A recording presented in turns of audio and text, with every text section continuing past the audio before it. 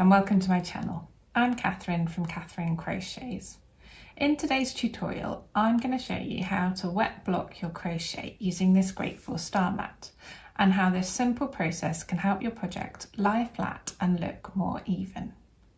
If you'd like to make one of these mats yourself, there's a full video tutorial here on my channel, along with a free written pattern over on my blog, so I'll link both of those below for you. Let's go through the blocking process step by step.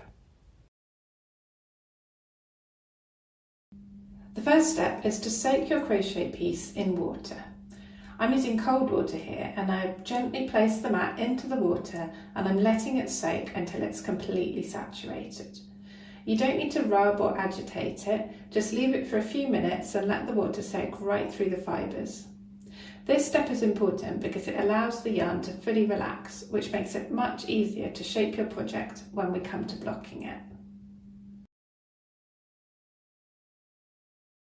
Once your mat is fully wet, carefully lift it out of the water and place it onto a clean towel. Just let a little bit of the water drip off first and then place it onto your towel. Then, rather than squeezing or wringing it out, which could stretch or distort the shape, gently pat it dry with the towel. Just press down gently with the towel to get out as much of the water as you can. If you like, you can roll the towel up with the mat inside and just press lightly, and this can help to remove a bit more of the moisture from the mat.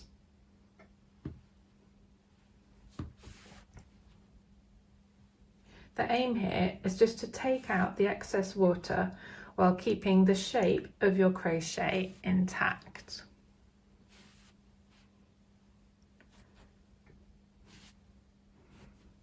Then we'll unroll it and there we go, that's already a lot less dripping wet. Now we'll move on to shaping the mat.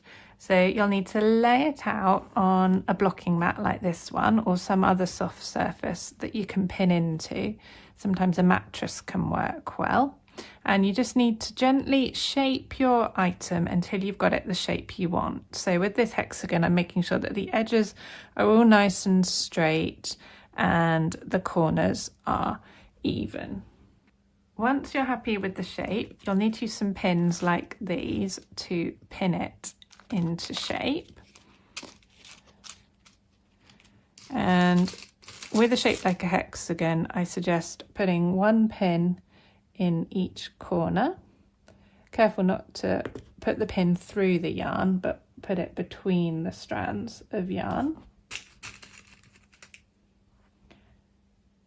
And then once you've pinned out the corners, it can also be a good idea to put a few pins evenly spaced along each side of your item to keep those sides nice and straight as well. So that's the corners done, and I'm just going to do the sides as well.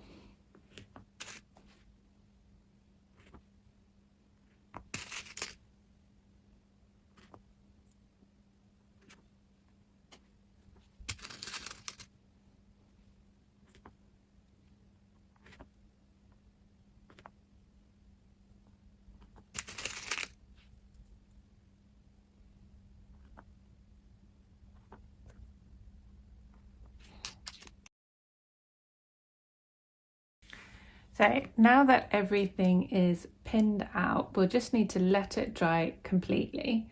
I like to leave mine in a warm or sunny spot, as that helps it dry a bit more quickly. In the winter, I might leave it next to a radiator, for example. It's important to leave it until it's fully dry before removing the pins so that the shape sets properly. Depending on the thickness of your yarn and the temperature of your room, this might take a day or two. Once your project is dry, you can then unpin it and you should find that it holds its shape nicely, lies flat, and the stitches look more even and defined. Blocking like this can make a real difference, especially for projects like this where you want clean edges and a neat finish. I hope you found this tutorial helpful. Wet blocking is a simple step, but it can really elevate the finished look of your crochet, especially for cotton pieces like this one, so it's well worth doing. If you'd like to make this grateful star mat yourself, you can find the full tutorial here on my channel and the free written pattern over on my blog. I'll link both of those below. And if you enjoyed this video, you can like and subscribe for more crochet tutorials like this. And you're very welcome also to join my email list, where I share tips, new patterns and updates when new tutorials are released. Thank you so much for watching, and I hope you enjoy your next crochet project.